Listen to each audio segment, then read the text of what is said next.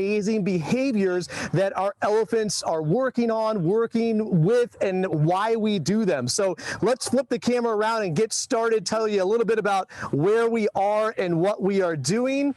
So Savannah, first off, where are we? Well, Jed, we are in what we affectionately call our North Creep. It is a space where we utilize an ability to train all of our elephants. It's one of the best spaces. You can see it's big and beautiful. Gives us a lot of open room to be able to do a lot of really fun behaviors with our elephants. So this is an off-site habitat area. So the public area is way over there for those of you guys that are on our camera here. Around the corner, and our elephant care facility is right here. And then this is where our keepers can get up and train our elephants. Now, first thing I want to talk about is protective contact. So what is protective contact and why do we use that? Protective contact is the #1 part of our philosophy here at the Reid Park Zoo. It basically means that we never, ever, ever share space with our elephants.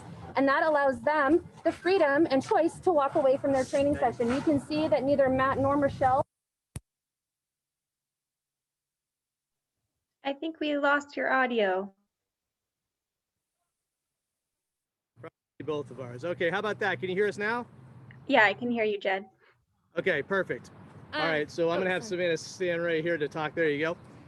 So yes, picking up where we left off, protected contact allows us to never share space with our elephants. It gives them the freedom of choice to walk away from their training session. It also keeps us safe. You can see that Matt is utilizing his bollards to keep a nice, safe, protective distance and barrier between him and Mabu, and that just allows us to create these really amazing relationships. Elephants are incredibly intelligent, so they work with us in this capacity to be able to troubleshoot what we're asking them to do. And actually, through that conversation that we're having with them and the fact that we aren't sharing a space with them, it allows them just the freedom to do what they want, and it keeps everybody happy and safe, and is the biggest part of our training philosophy here. All right, Savannah, so let's introduce our elephants. You said this is Mabu. Who is Mabu and what role does he play in our herd? And then once we introduce Mabu, let's introduce our other elephant. Absolutely. So Mabu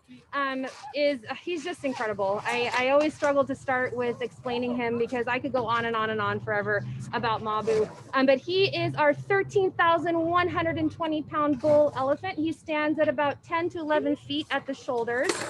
He is about 31 years old approximately. And what makes him so special is he happens to be the dad of our calves here at the Reid Park Zoo. So not only is he Penzi's dad, he's Nandi's dad, and he's this cutie over here to my right's dad as well, who we will get to meet here pretty quickly. But one of the really unique and special things about Mabu, besides his big, beautiful tusks and how magnificent and majestic he is he is actually the biggest living, breathing animal in the entire state of Arizona. And I love to throw that fact out there because it just really puts into perspective how massive Mabu is and how special he is and how lucky we are to have him here at the Reid Park Zoo. Mabu is a tremendous animal. So let's go now over to our right. As you mentioned, this is one of Mabu's sons. And who do we have over here? Introducing himself, over here is our 10-year-old Sun Tzu. He just weighed in right before he came out to join Michelle at 6,500 pounds. And he is packing on the weight as a growing bull. He has been spending a lot of his time with Mabu. They can frequently be seen sparring together. So we'll hold on just for a second as our planes go by. As you guys know that join us on these sessions, we have our planes that frequently fly over, and we have loud voices and microphones, but it doesn't compete with that. And as you can see, they're pretty immune to this. They're not phased. They hear it every day.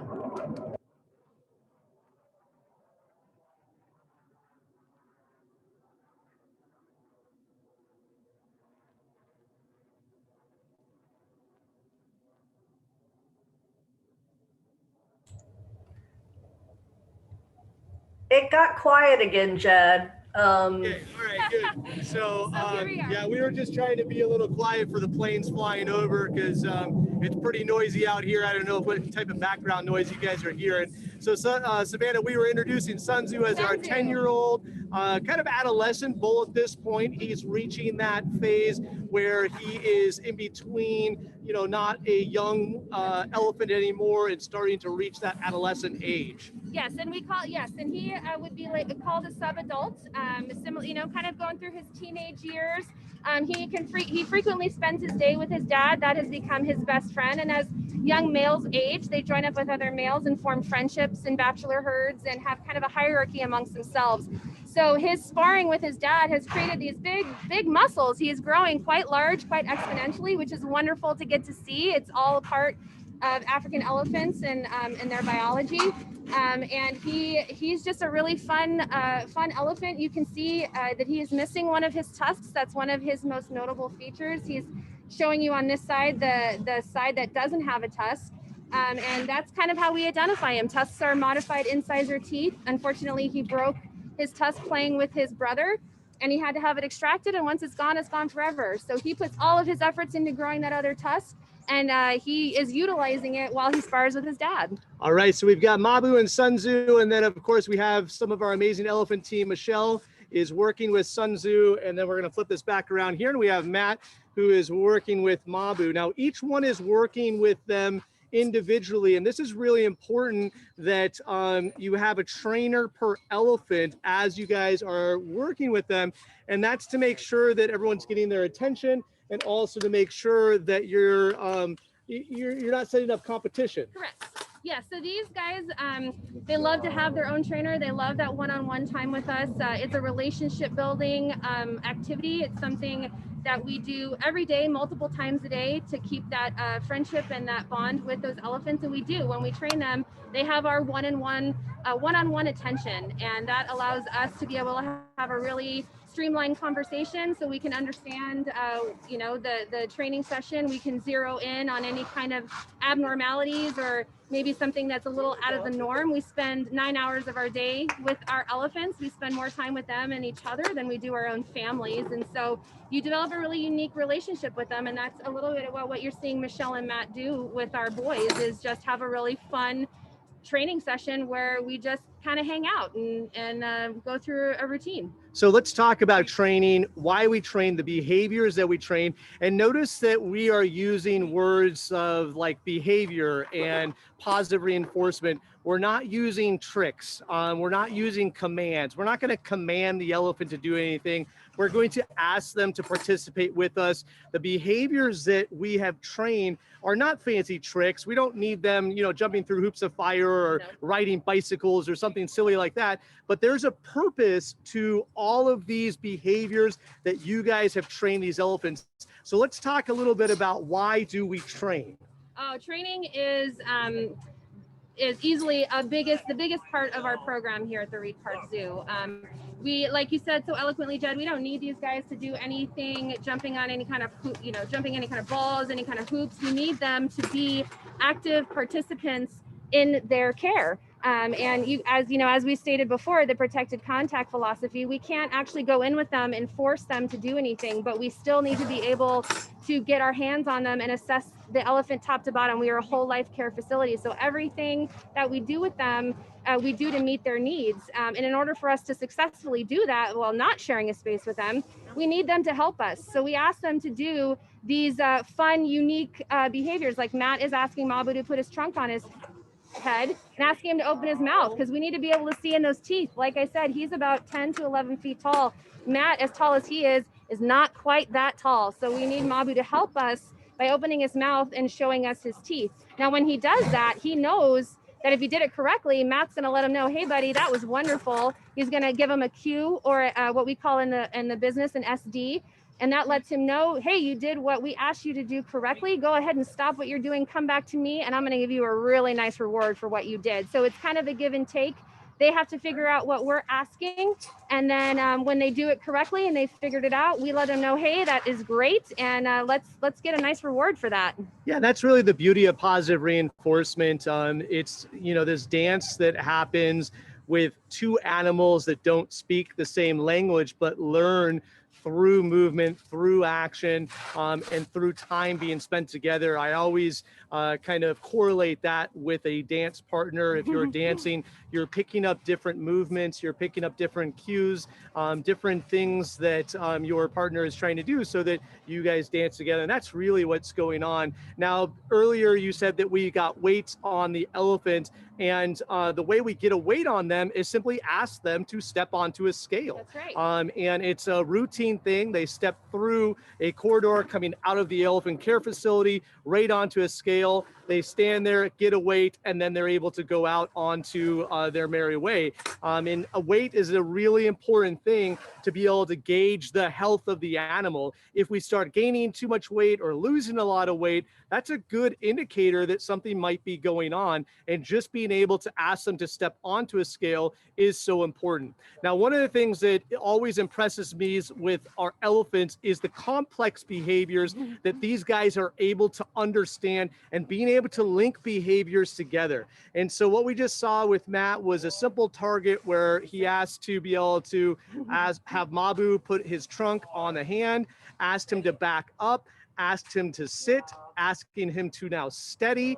And so we have linked all those behaviors together that Mabu then comes back for some reinforcement. Let's talk about how we start with a training. So how do we start to teach the elephant that this is what we actually want them to do? It's a great question, and it's one of the questions that we get often when we are interacting with our guests is where do you start? How do you start with these elephants? And one of the things that you have to do is let them know what the reinforcement means. At the very beginning, we do what we pair our SD or our cue, we pair the bridge rather with the reward. So they understand when we give them the bridge, they get a reward. And that's actually something that we're working with Penzi on right now.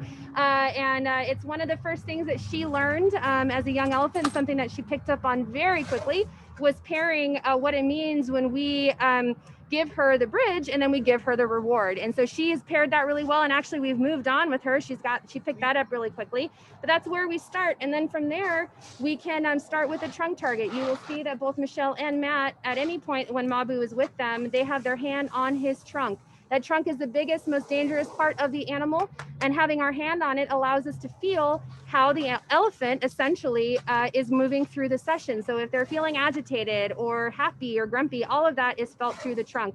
So they learn that very quickly. And then from there, it's like you said, Jed, it's a dance. It's some of our elephants, the younger they are or the older they are, it depends on how quickly they're going to pick up on a behavior. Sometimes a behavior will take 2 minutes to teach, and sometimes a more complex behavior like a backup might take 10 minutes and several sessions. And so it greatly depends on the behavior, but we really start with marrying that bridge and that reward. And then the sky's the limit from there with these guys. They're extremely intelligent. Now, the elephant or the animal won't always get the right cue. Correct. Or you're saying SD, which is just a symbol that we use in the animal world. It's a cue. And so if Matt gives Mabu a cue and maybe he doesn't do the correct behavior, how do we tell him, oh, that's not exactly what we want? Right. Because if you're working sometimes free contact, you use negatives, adversements. You say no, or sometimes the animal will get pushed or prodded. Correct. But that is not what we do here. So how do we let Mabu know, hey, that wasn't exactly what we wanted? So a lot with these, like I was saying before, elephants are very relationship based, and they pick up a lot on our energy and how we're feeling and how we are moving through a session. So one of the ways that we let him know that maybe he didn't do it correctly is just by remaining neutral, by removing our excitement and our energy and just standing there and kind of remaining in a neutral spot. That communicates to him that what he did was incorrect, but we always give him an opportunity to try again. Like you said, we don't ever hit them. We don't ever tell them no. Just by removing our energy, that in and of itself is enough to communicate to them that that wasn't correct. But you know what? We're going to try it again. We're going to set him up for success, maybe a little bit differently next time. If we thought maybe he wasn't in the right angle, or he maybe was a little bit extra confused. And so we give him a chance. We always give him a chance to try it again. And training sessions can vary in length, and they vary at time to keep, the elephant's day not routine, Correct. but, kind of to challenge them. And so what we just saw now was Matt and Michelle, that training session was over. Correct. And they simply step back and they walk away. And that's the communication with the elephant that, hey, you did a good job, and we're going to end that session. And, now you can go off and do your elephant thing out in the habitat. That's correct. Now they just to go out and be elephants. And that's something we like for them to be able to do all day, every day. Just be together as a family and do very unique elephant type behaviors together, get to hang out together. And then sometimes during the day, we'll come out here, call them over like Matt and Michelle just did, have a real quick session, let them know, hey, we're still around, and then let them go back off and do all of the elephant things that they do so well. And this is also the way that we are going to shift the elephants. So the elephants have several different areas in the entire habitat that we can shift and move them to, whether or not it is our grass side, which we're looking at right now, our pool side, or there are different rooms in our elephant care facility. And all the elephants pretty much know their name. And, you simply have to go to an area that you want them in, and somebody will hold, and then somebody will release, and the person on the opposite side calls their name and they come into that area. So by having that training, it's a great way to be able to shift and move them. I want to talk about a couple other complex behaviors that you guys have trained. Yes. You touched on that we use training for medical. They've been able to do standing vaccinations, voluntary blood draws, and one of the most fascinating ones is to test for tuberculosis. Yes. TB is something that elephants can get. It is a zoonotic disease, so it is one that is transferable from animal to human. So not only do our elephants have to get tested every year for TB, so do we. Correct. And it's a very interesting way that you guys have to train them to be able to see if they do have TB. So talk to us a little bit about that method. It's a really cool method. It's very uninvasive. And it's a chain behavior like you saw Mabu and like you had explained, Jed, the back up, the sit and all that chain behavior. That is essentially how we test for a trunk wash. So we walk up to the elephant, we ask them to hold 60 plus mils of sterile saline in their trunk. We have them bring their trunk up, we call it a trunk up. So they just basically bring their trunk up and over their head. They hold it for a brief period of time. We give them their bridge, like I talked about earlier, that communicates to them that they can go ahead and bring us their trunk. So they very gently bring us their trunk. We put a plastic bag over the tip of that trunk, drop their trunk down and ask them to blow. And they blow all that saline and all those trunk samples and anything that might be hidden up in that nasal cavity, they blow it into that bag. We transfer the sample to an airtight container, and that gets sent off for testing. All right, so for those of you guys that were following along there, I'm gonna break that down into a little bit more complexity. So this elephant has to hold 60 milliliters of fluid in their trunk, lift their trunk up, wash that fluid up and down their trunk, and then bring it down and blow that water out on cue. I mean, that's an amazing thing to be able to teach an animal those specific behaviors and the timing that you want them to do it. I mean, that's just extraordinary to be able to do. I want to touch on one more that's very fascinating. We have an adult female whose name is Lungili, and Lungili has a little corneal abrasion on her eye. So she has a little spot on her eye that we keep a close watch on. Correct. And one of the things that we needed to do was we had an eye doctor come in and need to do some laser therapy. So those of you guys that may be familiar with LASIK, it's not the same type of thing, but it's very similar, where there's a laser that has to go in and does some work to break up that corneal abrasion and help it to heal. You guys were able to train Lungili to hold her eye open, no sedation, under positive reinforcement, so she could walk away at any moment. You were able to train her to hold her eye open while the vet that doesn't really know who she is comes in with a scary laser that she doesn't really know that much about the laser. and she was able to trust you guys enough to hold that eye open for her, for the vet to do that eye treatment. Yes. I mean, that's absolutely extraordinary. And that's the power of the relationship. That's the power of positive reinforcement.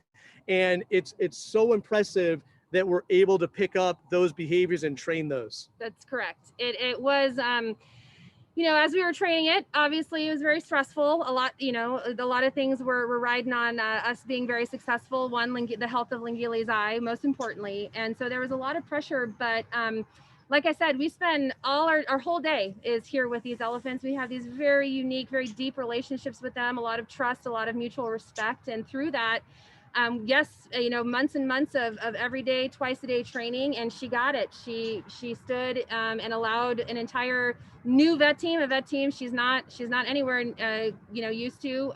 She allowed them to come up and do all of these really scary, like you said. There was a lot of bright lights, a lot of movement, a lot of having to hold, and that's something that was also really unique about it, is she had to hold her eye open for 2+ minutes. You know, so training through those automatic those automatic behaviors that we have, just blinking. We had to ask her to basically stop blinking, and it was very unique. It was very fun to get to watch the process. Our elephant supervisor, Cassie, you might know her pretty well.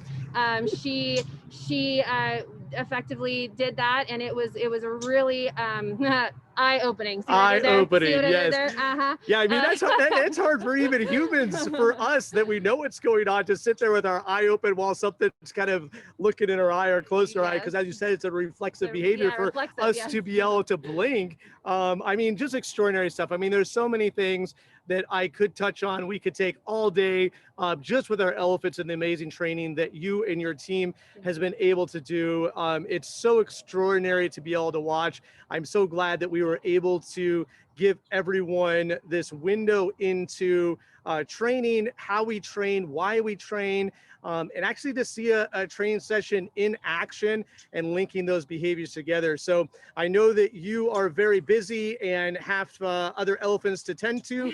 So Yes. Savannah, I just want to really thank you for your time spending it here with us and talking about your amazing team and your amazing elephants. Just a huge congratulations to all your guys' accomplishments. I love being able to show it off because it's so easy. It's so amazing when people actually see it. So we're gonna let Savannah go. I'm gonna hang on with you guys in case you guys do have any questions. But I don't want to take up any more of Savannah's time because she has more elephants to get to and work with and make sure we get them out there for the public. So again, thank you, Savannah. Thank you. And at this time, Emily, do we have any questions for anybody that maybe I can answer? We have quite a few questions. I'm not sure if you can answer them, but I bet you can. So fire away. Someone says that they are frequently watching the elephants early in the morning when they're first feeding, and they see Penzi walking backwards a lot while grazing. Is that a normal elephant thing? Is that any particular kind of behavior, or is it just a baby elephant thing?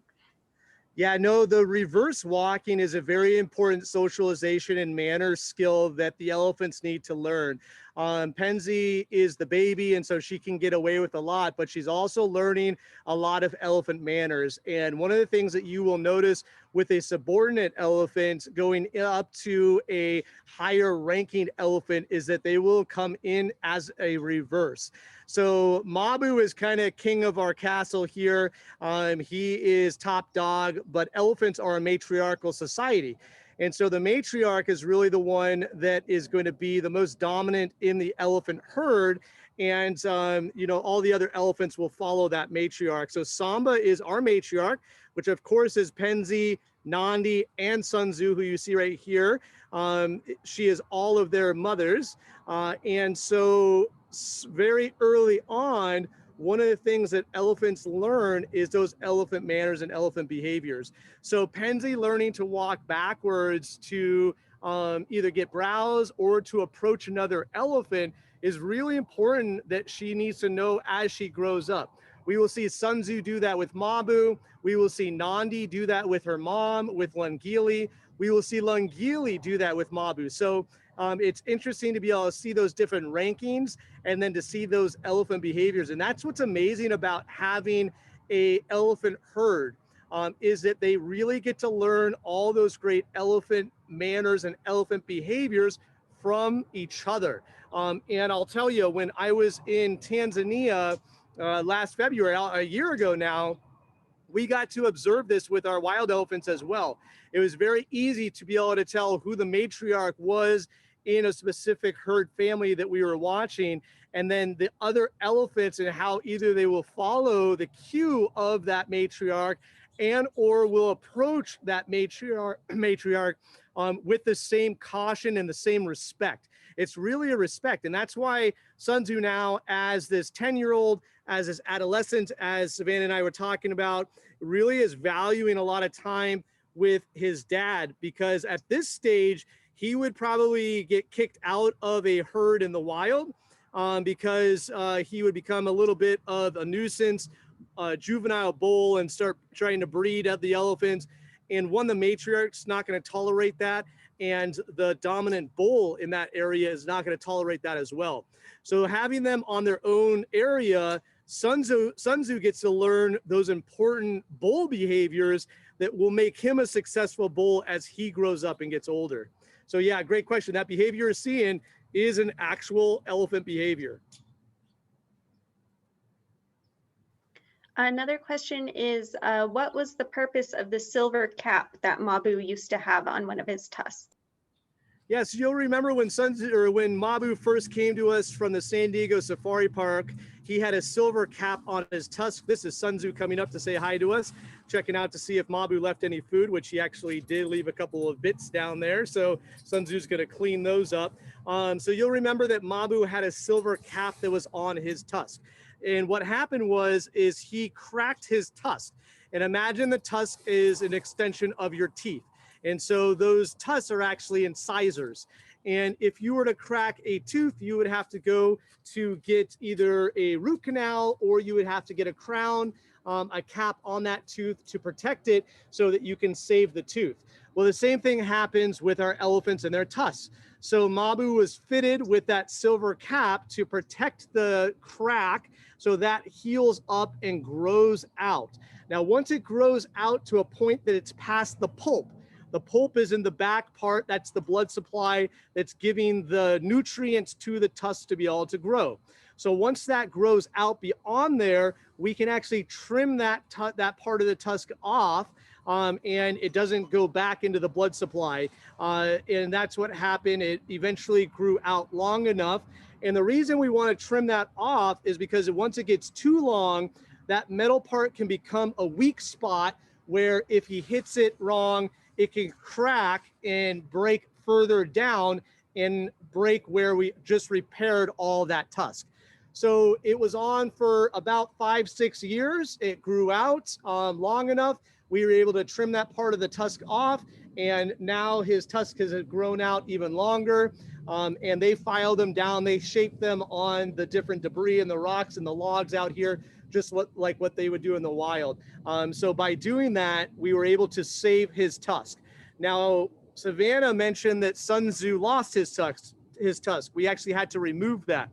And what happened with his cracked further down in the sulcus. So the tusk, the visible part of the tusk that we can see, goes back into basically the gum.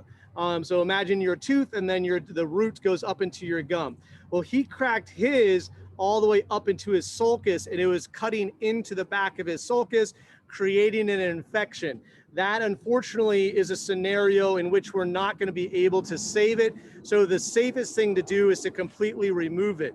If we didn't remove it, there was a chance that it would have got infected, and he would have had a major infection at the back of his sulcus, and that could have led to a systemic disease, which would have could potentially been life-threatening.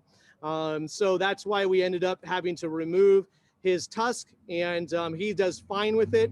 Elephants are either right tusked or left tusked, so right-handed or left-handed, and Sun Tzu has developed to be left tusked because that's the only tusk he has.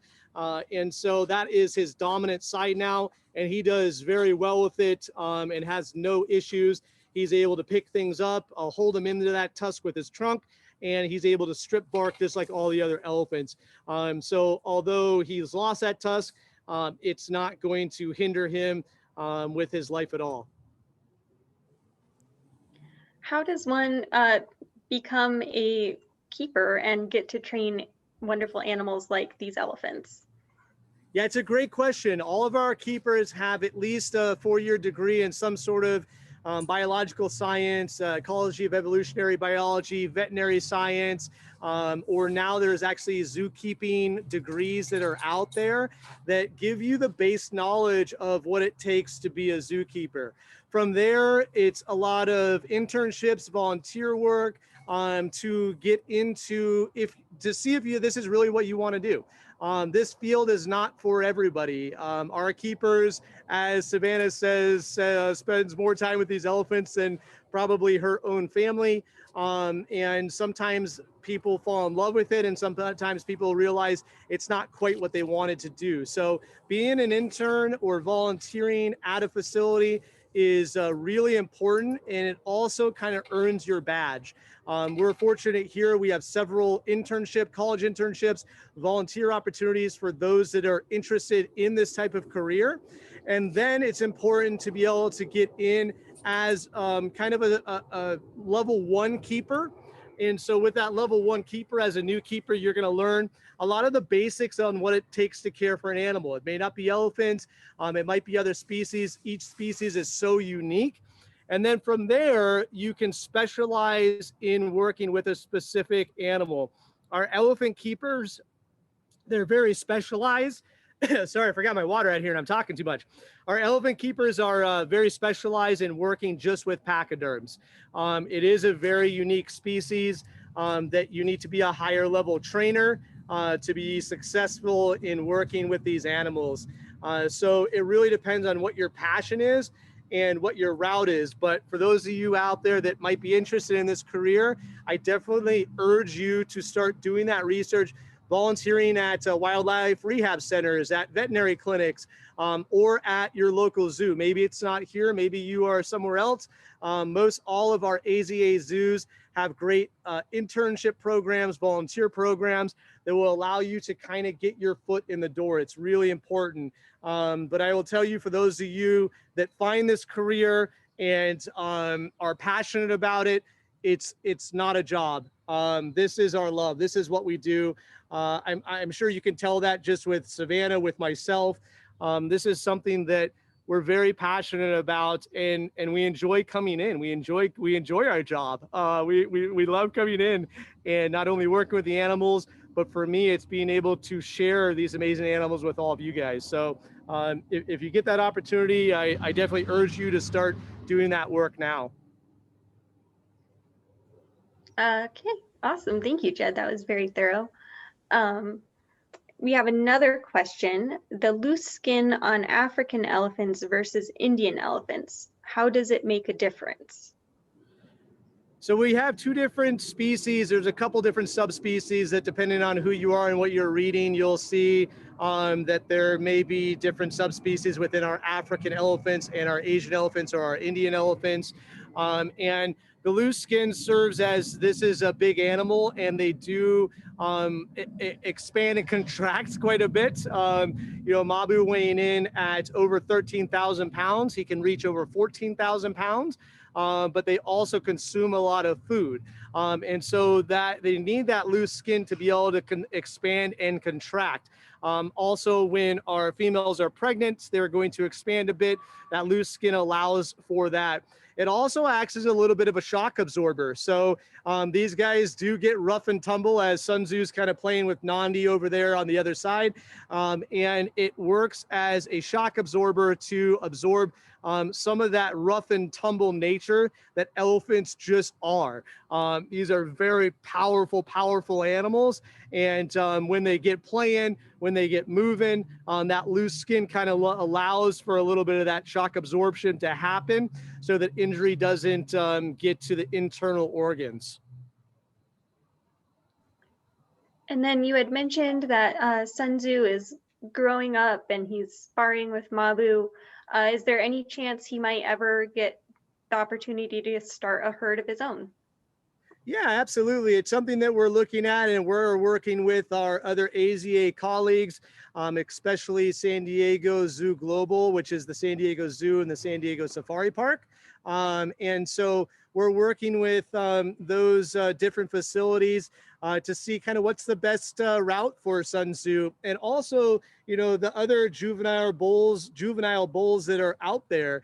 There are several facilities that have bulls that are similar age to Sun Tzu, and we want him to be a successful bull. So we don't have plans right now, but there is a chance down the road that he may go to another zoo and grow up to be a big bull and have a breeding herd of his own. That would be a great success story for Sun Tzu, as he's walking up again to say hi to us. All right, I think that covers all the questions. Oh wait, one more. I'm not sure if we covered this one 100%. How did Lungili's eye situation turn out? It's going really well. The procedure that they did was very successful. We saw a reduction of that corneal abrasion.